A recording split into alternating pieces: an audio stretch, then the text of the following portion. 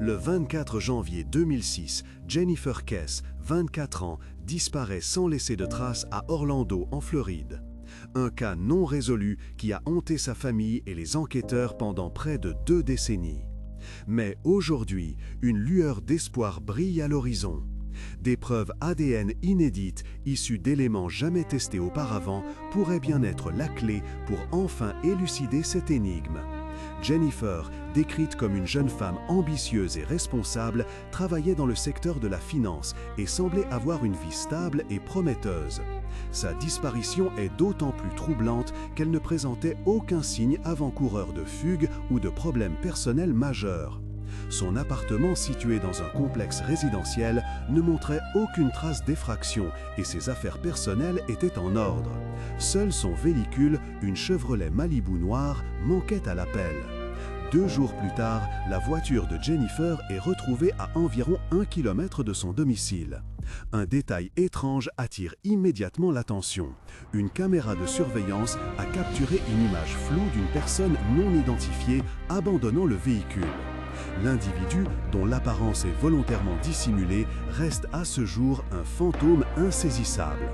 L'affaire Kess devient rapidement une obsession médiatique, suscitant l'intérêt du public et des forces de l'ordre. Cependant, malgré les efforts déployés, les pistes se refroidissent et le dossier finit par être classé comme cold case.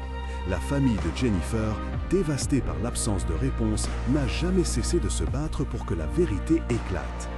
Dans ce documentaire, nous allons retracer l'enquête, analyser les nouvelles preuves ADN et tenter de percer les secrets de cette disparition mystérieuse. Un rebondissement majeur survient lorsque la police révèle avoir réduit le nombre de suspects potentiels à une poignée d'individus. Qui sont ces personnes et quel rôle ont-elles joué dans la disparition de Jennifer Kess? Qui sont ces personnes et quel rôle ont-elles joué dans la disparition de Jennifer Kess? But what really happened? Au début de l'enquête, la police a exploré plusieurs pistes. La première, et la plus évidente, était celle d'un cambriolage qui aurait mal tourné.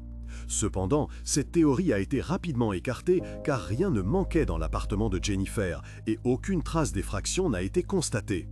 L'hypothèse d'une dispute conjugale ou d'un conflit personnel a également été envisagée. Jennifer, bien que discrète sur sa vie privée, ne semblait pas entretenir de relations conflictuelles avec son entourage. Ses collègues de travail la décrivaient comme une employée modèle, appréciée pour son professionnalisme et sa bonne humeur. Ses amis, quant à eux, témoignaient d'une jeune femme épanouie sans problème apparent. La découverte de la voiture de Jennifer à 1 km de son domicile a orienté l'enquête vers la piste d'un enlèvement. La présence de l'individu non identifié, filmé par la caméra de surveillance, renforce cette théorie. Mais qui était cet homme et quelles étaient ses motivations? La qualité médiocre de l'image n'a pas permis de l'identifier formellement et les tentatives de modélisation faciale n'ont donné aucun résultat concluant. Pendant des années, l'affaire Kess est restée un puzzle incomplet, un mystère insoluble. Les enquêteurs ont interrogé des centaines de personnes, exploré des milliers de pistes, mais sans succès. Le dossier a pris la poussière et la famille de Jennifer a sombré dans le désespoir.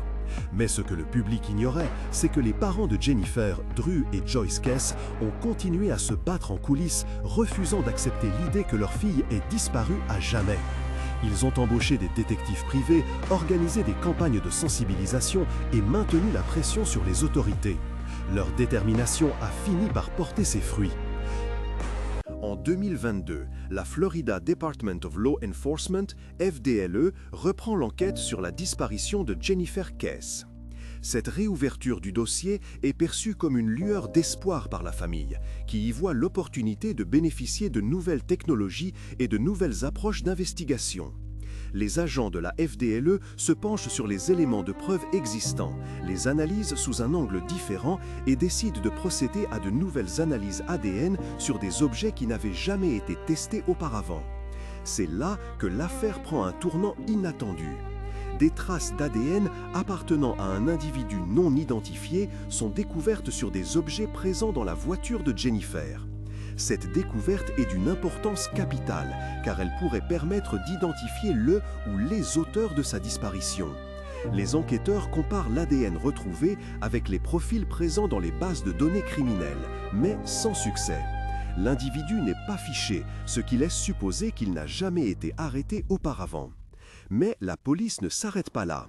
Elle décide de procéder à des analyses ADN plus poussées, en utilisant des techniques de pointe capables de révéler des informations sur l'origine géographique et l'apparence physique de l'individu. Ces informations pourraient permettre de réduire le champ des recherches et d'orienter l'enquête vers des pistes plus prometteuses.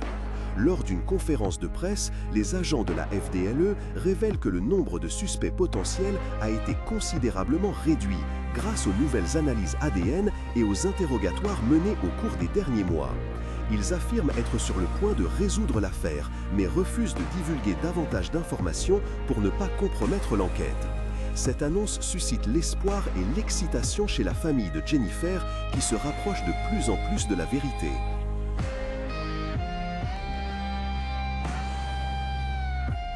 L'ADN retrouvé sur les objets dans la voiture de Jennifer Kess est un mélange complexe, contenant à la fois le profil génétique de la victime et celui d'un individu inconnu.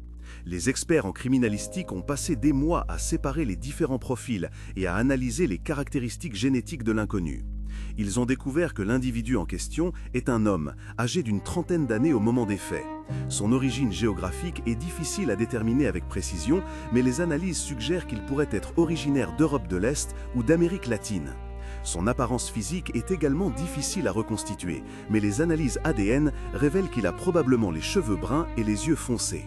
Ces informations, bien que fragmentaires, sont précieuses pour les enquêteurs, qui peuvent les utiliser pour orienter leurs recherches et interroger des personnes correspondant à ce profil.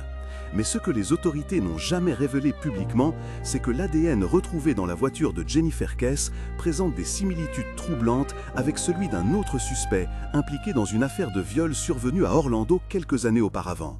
Ce suspect, bien qu'ayant été interrogé par la police, n'a jamais été formellement inculpé, faute de preuves suffisantes. Les enquêteurs se demandent si ces deux affaires sont liées et si le même individu est responsable de la disparition de Jennifer Kess et du viol. Ils décident de rouvrir l'enquête sur le viol et d'interroger à nouveau le suspect en utilisant les nouvelles analyses ADN comme levier. Mais le suspect nie toute implication dans les deux affaires et refuse de coopérer avec la police. Les enquêteurs sont confrontés à un mur et doivent trouver d'autres moyens de prouver sa culpabilité. Parallèlement à l'enquête sur l'ADN, les agents de la FDLE se penchent sur les images de la caméra de surveillance qui a capturé l'individu abandonnant la voiture de Jennifer Kess.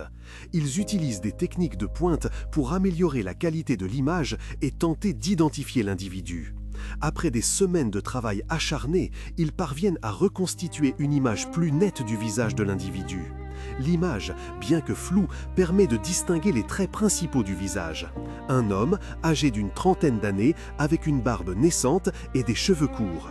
Les enquêteurs comparent cette image avec les photos des suspects potentiels et constatent une ressemblance frappante avec l'homme soupçonné d'avoir commis le viol quelques années auparavant. Cette découverte renforce la conviction des enquêteurs que les deux affaires sont liées et que le même individu est responsable de la disparition de Jennifer Kess et du viol.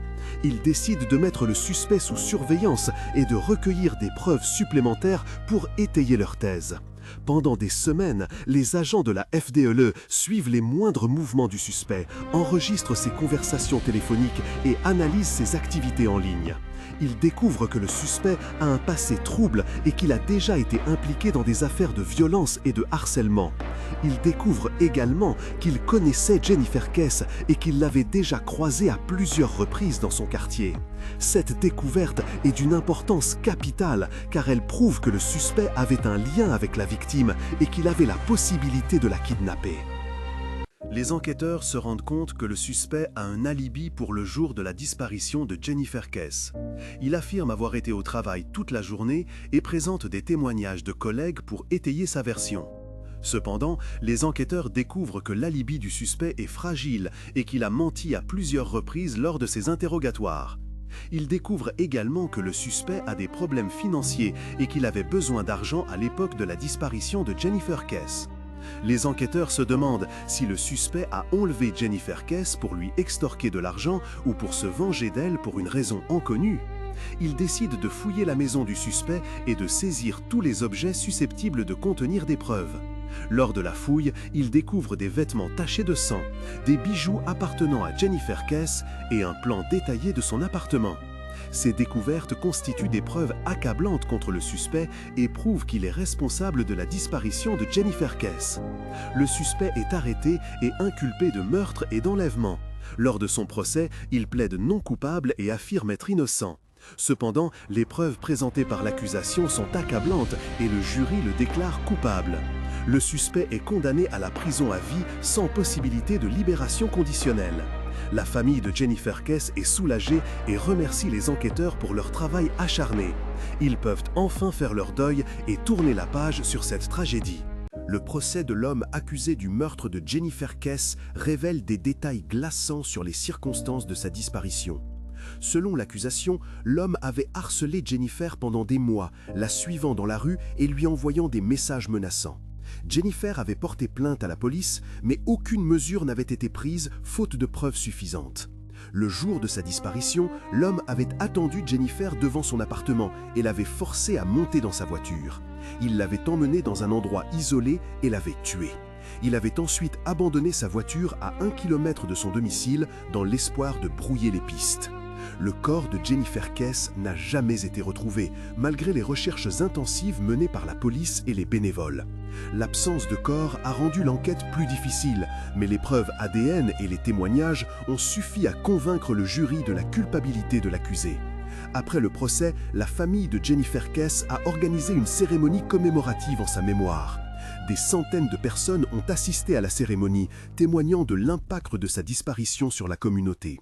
Les parents de Jennifer, Drew et Joyce Kess, ont prononcé un discours poignant, remerciant tous ceux qui les avaient soutenus pendant ces années de souffrance et appelant à une plus grande vigilance pour protéger les jeunes femmes contre la violence. L'affaire Jennifer Kess a mis en lumière les lacunes du système judiciaire en matière de protection des victimes de harcèlement et a conduit à des réformes législatives visant à renforcer les sanctions contre les auteurs de ces actes. L'affaire Jennifer Kess a eu un impact profond sur la communauté d'Orlando et sur la famille de Jennifer. La disparition de Jennifer a mis en évidence les dangers auxquels sont confrontées les jeunes femmes qui vivent seules et a incité les autorités à renforcer les mesures de sécurité dans les complexes résidentiels. La famille de Jennifer a créé une fondation à son nom qui œuvre à la sensibilisation à la violence et au soutien aux victimes de crimes. La fondation a également contribué à financer des programmes de recherche et de développement de nouvelles technologies d'enquête, telles que l'analyse ADN et la modélisation faciale. L'affaire Jennifer Kess a également suscité un débat national sur la nécessité de renforcer les lois contre le harcèlement et la violence envers les femmes. Plusieurs États ont adopté de nouvelles lois visant à protéger les victimes et à punir plus sévèrement les auteurs de ces crimes. Mais ce que beaucoup ignorent, c'est que l'affaire Jennifer Kess a également inspiré de nombreux artistes et écrivains qui ont créé des œuvres inspirées de sa vie et de sa disparition. Des romans, des films et des pièces de théâtre ont été réalisés, racontant son histoire et dénonçant la violence et l'injustice. Ces œuvres ont contribué à maintenir sa mémoire vivante et à sensibiliser le public aux dangers auxquels sont confrontées les femmes dans notre société. L'affaire Jennifer Kess est un rappel tragique de la fragilité de la vie et de la nécessité de lutter contre la violence et l'injustice. Aujourd'hui, plus de 17 ans après la disparition de Jennifer Kess, son affaire reste un symbole de la persévérance et de l'espoir. La détermination de sa famille et des enquêteurs a permis de résoudre un mystère qui semblait insoluble et de rendre justice à une jeune femme innocente. L'affaire Jennifer Kess a également permis de sensibiliser le public aux dangers du harcèlement et de la violence envers les femmes et a conduit à des réformes législatives visant à renforcer la protection des victimes. Mais l'histoire de Jennifer Kess soulève également des questions troublantes sur les lacunes du système judiciaire et sur la nécessité de mieux protéger les jeunes femmes contre la violence. Pourquoi la police n'a-t-elle pas pris au sérieux les plaintes de Jennifer concernant le harcèlement dont elle était victime? Pourquoi l'homme qui l'a tuée n'a-t-il pas été arrêté plus tôt? Ces questions restent sans réponse et rappellent la nécessité de rester vigilant et de continuer à lutter contre la violence et l'injustice. L'affaire Jennifer Kess est un rappel que la vérité finit toujours par éclater, même après des années de silence et de souffrance. et que la mémoire des victimes doit être honorée et perpétuée afin que leur histoire ne soit jamais oubliée. L'espoir renaît, mais le mystère demeure entier. Où est le corps de Jennifer? La vérité complète sera-t-elle un jour révélée?